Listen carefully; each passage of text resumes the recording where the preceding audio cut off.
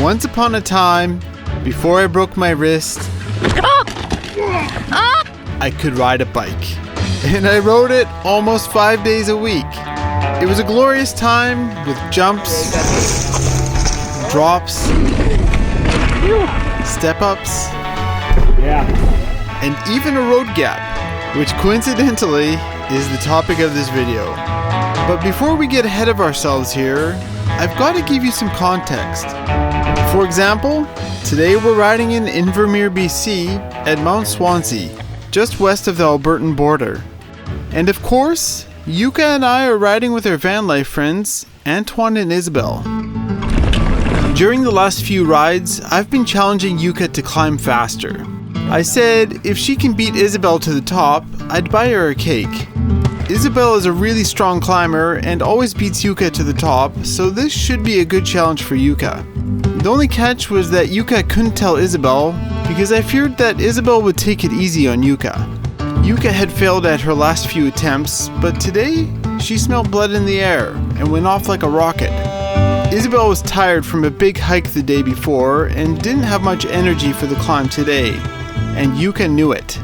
And after over an hour of climbing later, at the top, Yuka was ahead of Isabel.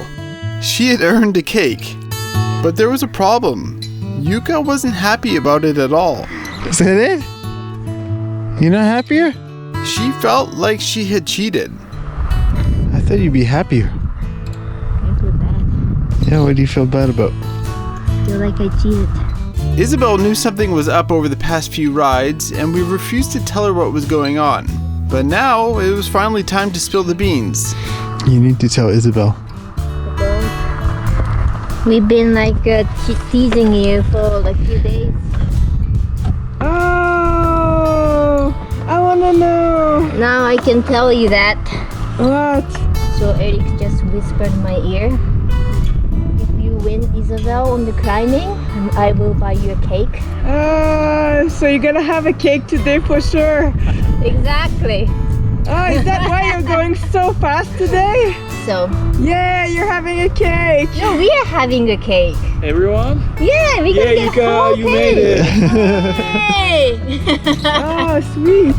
Yeah. Oh my God. We're all winners. Yes, exactly. Except one. Except for me. So, with everybody stoked on cake, we dropped into a trail called Dirty Monkey. The most interesting feature on the trail was a double black steep option. Oh, okay. Maybe it's super gnarly. Maybe it's gnarlier than we thought, huh? It hadn't rained here in months, which made the line all the more spicy, leaving us puzzling over what the safest way down would be. The more I look at it, it's not too bad. It's just here, this gravel on the rock. Yeah, the rock is grippy, but down there it's full of gravel in the rut. Yeah. But if you come in here, then you're not gonna. Yeah. You'll be able to control your speed. I That's think. what I'm thinking. Is there a way to get there? In a rare moment for Antoine, he wasn't really feeling it. No, I'm not doing it. Wow. Yeah, I don't feel it. Oh, Anton doesn't like it. I'm surprised. Me too. Doesn't look that bad from here, yeah? Oh, what's going on? You don't see well. Oh, no, I'm not doing it. Sorry. Oh, really?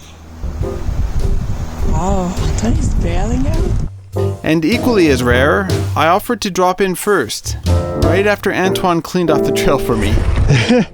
Thanks, Antoine. How about that rock on the right? Oh yeah.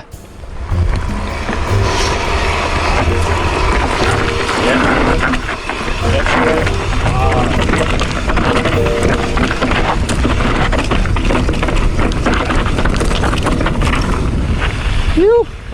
I got a little sucked into the rut. You like it? It wasn't bad. Slow.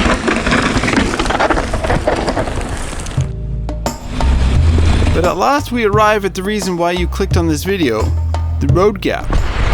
Landing. Really forgiving. Let me see how.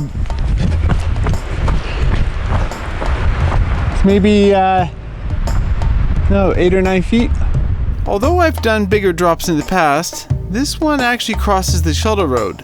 so technically this will be my first real road gap. And though I've done drops bigger than 8 or 9 feet, this one is a little different since the road makes this drop a lot longer than most and you have to travel further. The biggest question in this situation is how fast do you need to go to safely make it to the landing, but without going too far. I feel like I have a decent sense for this now, but it's nice to get some confirmation that your instinct is right. Maybe we should watch Ryan's video quick. Ryan, from the channel The Lone Ranger, had hit this drop before and made a video about it. So I had a look to check out his speed. Okay, braking, braking, braking. Release. Yeah, that's the speed. All right. Let go. Yeah!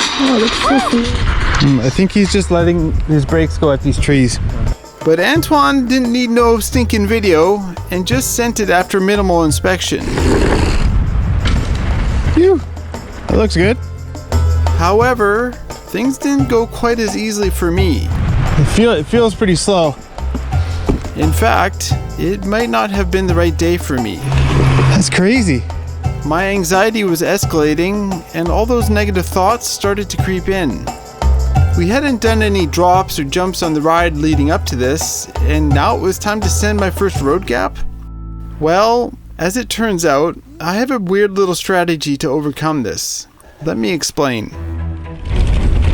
Anybody that has ridden at a bike park before knows that as the day progresses, you end up hitting bigger and bigger features than you thought possible. It's because lap after lap, feature after feature, you gain the confidence to go bigger and bigger. Oh, good job!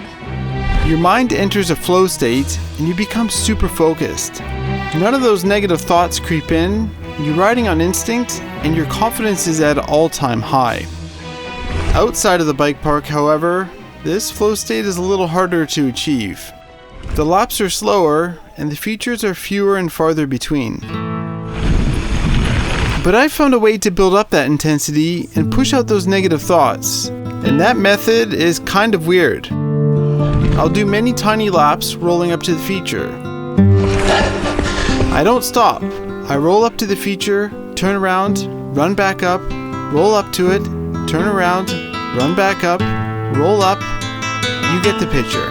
By this point, my heart is racing, the intensity is building, I'm warmed up, I'm focused, and all of a sudden, Here we go.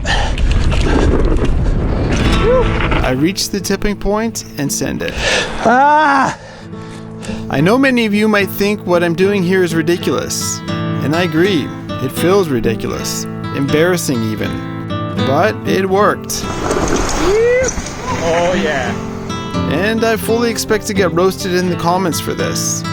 But comments like, just send it, aren't helpful. I wish I could just send it, but I can't turn my brain off.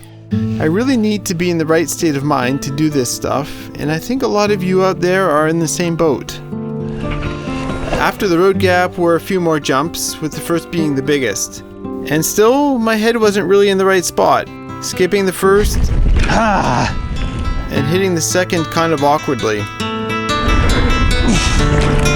But that's how it goes sometimes. Everybody has their off days, and I'm no exception.